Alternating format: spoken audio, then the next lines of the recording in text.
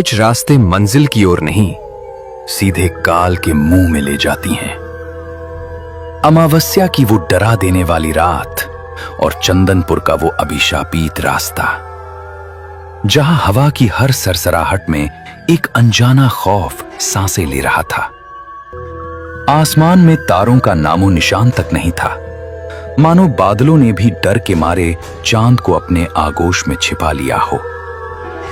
उस भयावह सन्नाटे को चीरते हुई एक बैलगाड़ी उस सुनसान रास्ते से आगे बढ़ रही थी।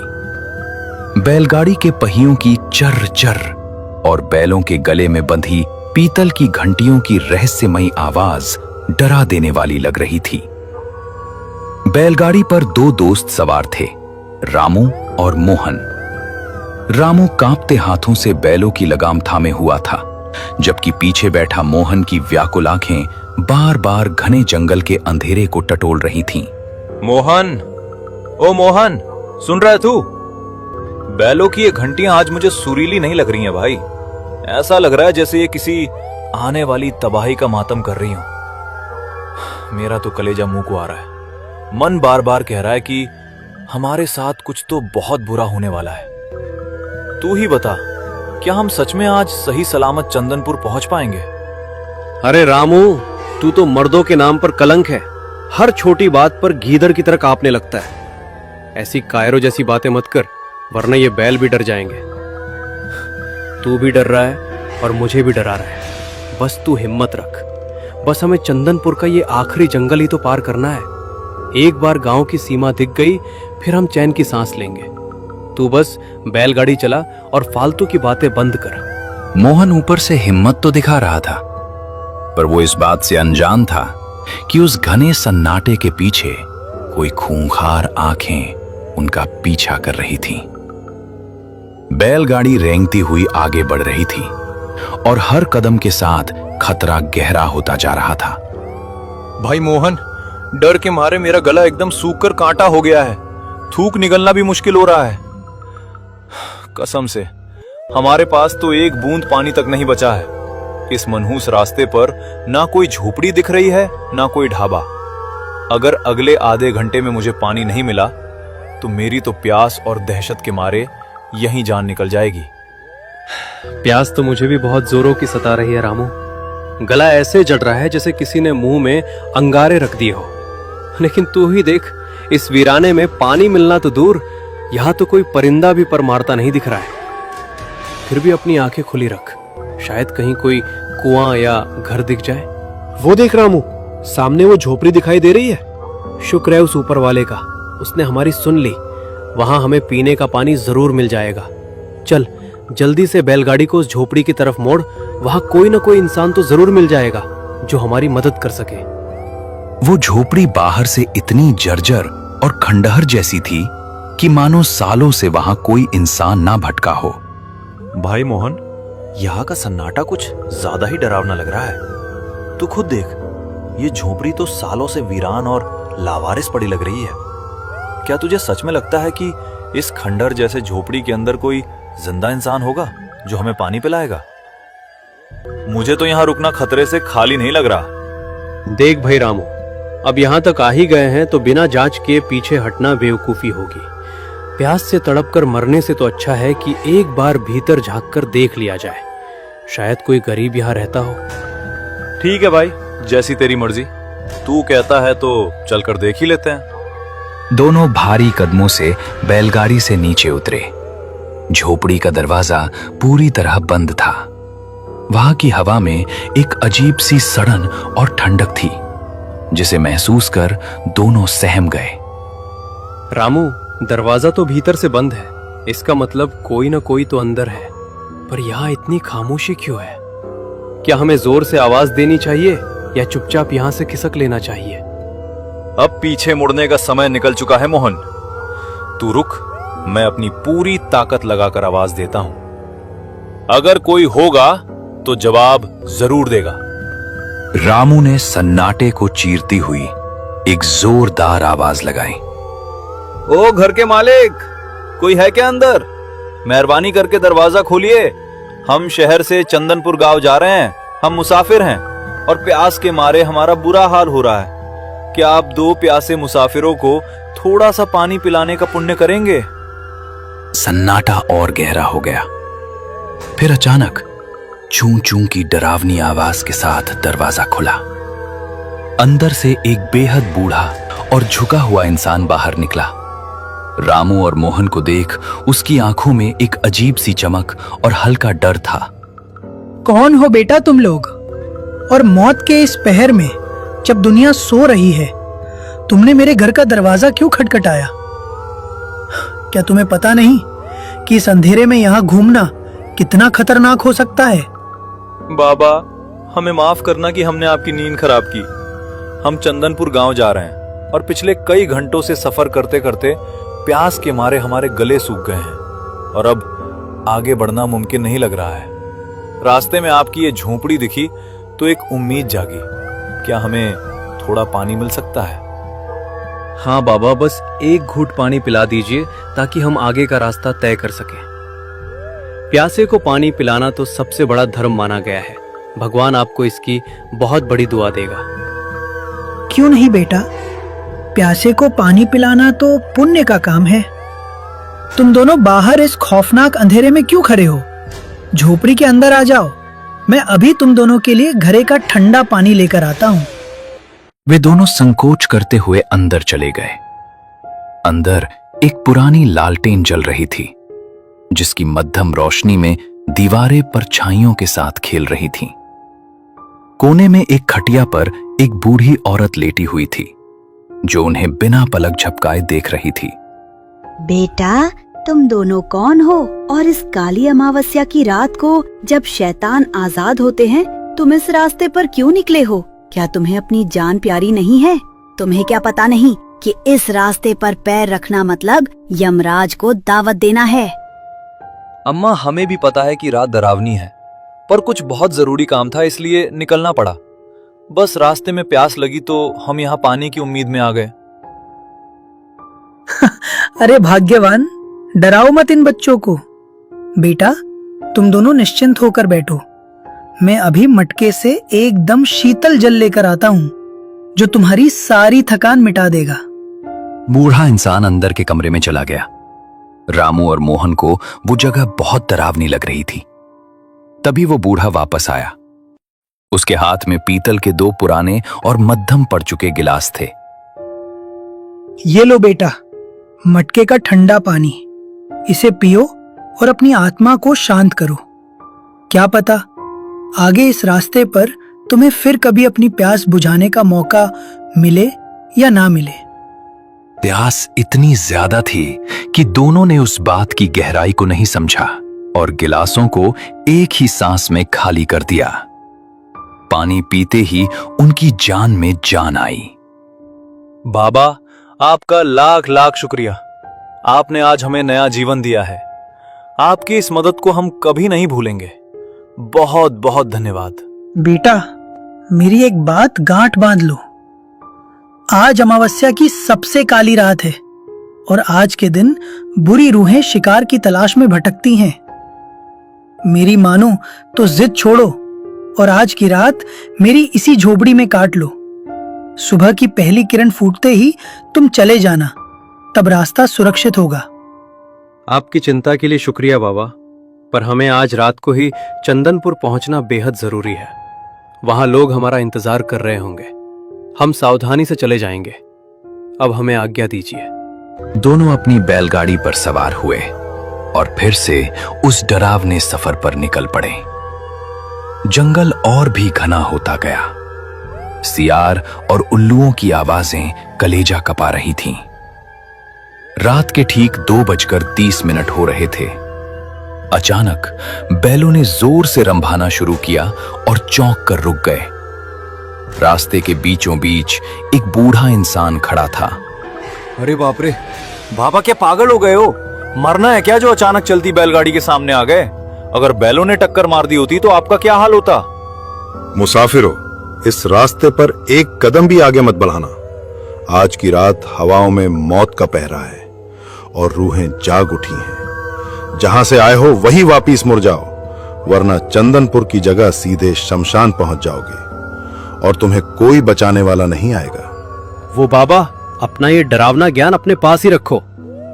लगता है तेरा दिमाग सठिया गया है। चुपचाप हमारा रास्ता छोड़, हमें बहकी बहकी बातों से रोकने की कोशिश मत कर।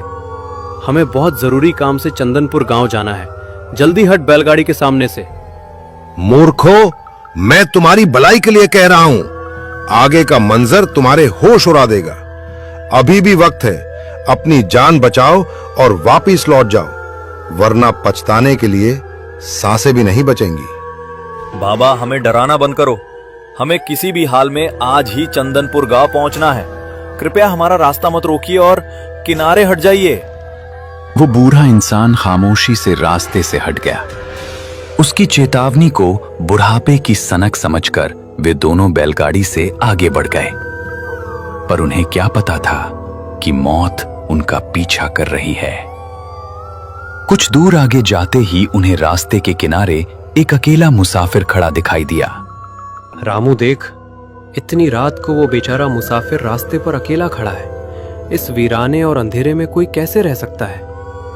इसे भी अपनी बैलगाड़ी पर बिठा लेते हैं। बेचारे की मदद हो जाएगी और हमें पुण्य भी मिलेगा। ओ भाई साहब, आप इतनी रात के अंधेरे में यहाँ अकेले क्या कर रहे हो? हम लोग चंदनपुर गांव की तरफ ही जा रहे हैं। अगर आप भी उस तरफ जाना चाहते हैं तो आ जाइए। हमारी बैलगाड़ी पर पीछे बैठ जाइए, हम आपको छोड़ देंगे। हाँ भाई, मैं भी उसी चंदनपुर गांव की तरफ जा रहा हूँ। आप लोगों का मुझ पे बहुत बड़ा एहसान होगा कि आपने इस मुसीबत के वक्त मेरा साथ दिया। इतना बोलकर वो अजनबी मुसाफिर बिना कोई शोर किए चुपचाप बैलगाड़ी के पिछले हिस्से में बैठ गया। बैलगाड़ी फिर से उस सुनसान जंगल के रास्ते पर बढ़ने लगी। वातावरण और भी डरावना होता जा रहा था। तभी रामू ने माहौल हल्का करने के लिए पूछा, अरे भाई साहब, आप इतनी रात को अकेले इस खौफनाक रास्ते पर क्या कर रहे थे? क्या आपको डर नहीं लगता? कोई जरूरी काम था क्या?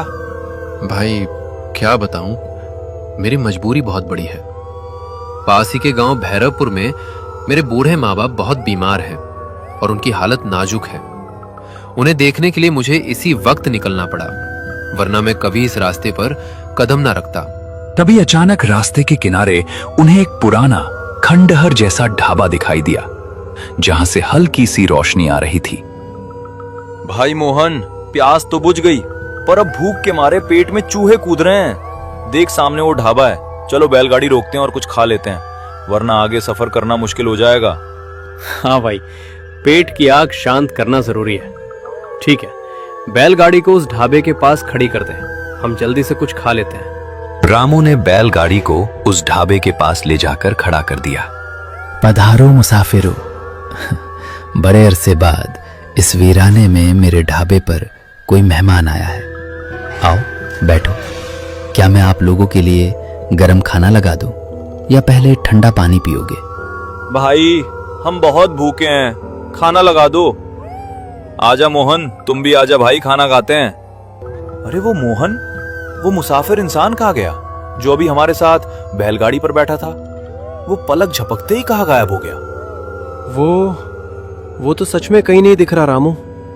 भाई, मुझे यहाँ कुछ भी ठीक नहीं लग रहा। ये ढाबा, ये गायब होता मुसाफिर, ये लोग, यहाँ मौत का साया है। रामू, जल्दी बैलगाड़ी निकाल यहाँ से। हमें अभी और इसी वक्त निकलना होगा। अरे मुसाफिरों, ऐसे कैसे जा रहे हो? मैंने तुम्हारे लिए बहुत ही स्वादिष्ट और गर्मा गर्म खाना तैयार किया है। एक बार मेरे हाथ का खाना खाकर तो देखो। मैं वादा करता हूं कि तुम इसे जिंदगी भर याद रखोगे, अगर तुम्हारी जिंदगी बची तो। नहीं, हमें कोई भूख नहीं है, हमें यहाँ से जाने दो। मोहन, जल्दी बैलगाड़ी पे बैठ, हमें जल्दी यहाँ से निकलना होगा, वरना हम जिंदा नहीं बचेंगे। वे दोनों अपनी बैलगाड़ी पर सवार होकर वहां से अपनी जान बचाकर भागने लगे। रामू ने बैलों को बेरहमी से पीटा ताकि वे और तेज दौड़ सकें। दोनों के शरीर पसीने से लथपथ थे। तभी रास्ते के बीचों बीच फिर एक भयानक आकृति दिखाई दी। मोहन, देख सामने। सामने वो कौन खड़ा है? वो कोई इंसान है या कोई काली बला?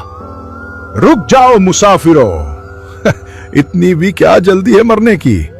बहुत दिनों से इस रास्ते पर कोई ताजा शिकार नहीं आया। अब तुम दोनों यहां से आगे नहीं जा पाओगे, क्योंकि यह रास्ता सीधे मौत की घाटी में खत्म होता है।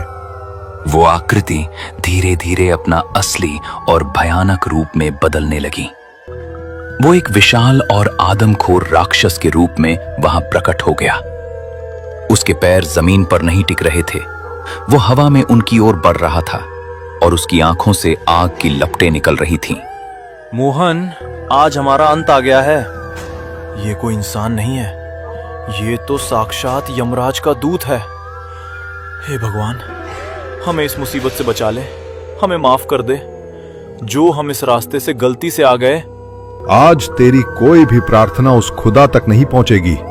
जो भी इस अमावस्या की रात इस जंगल की सीमा में कदम रखता है, उसका मांस और गर्म खून ही मेरा भोजन बनता है। तुम दोनों अब तैयार हो जाओ अपनी बलि देने के लिए। हमने तुम्हारा क्या बिगाड़ा है शैतान? हमने तो कभी किसी का बुरा नहीं किया। हमें जाने दो, हमारे पीछे हमारा परिवार और छोटे बच्चे हैं। मौत कभी गलतियां या गुनाह नहीं देखती मुसाफिरों, वो सिर्फ अपना शिकार देखती है। और आज तुम दोनों मेरा शिकार हो।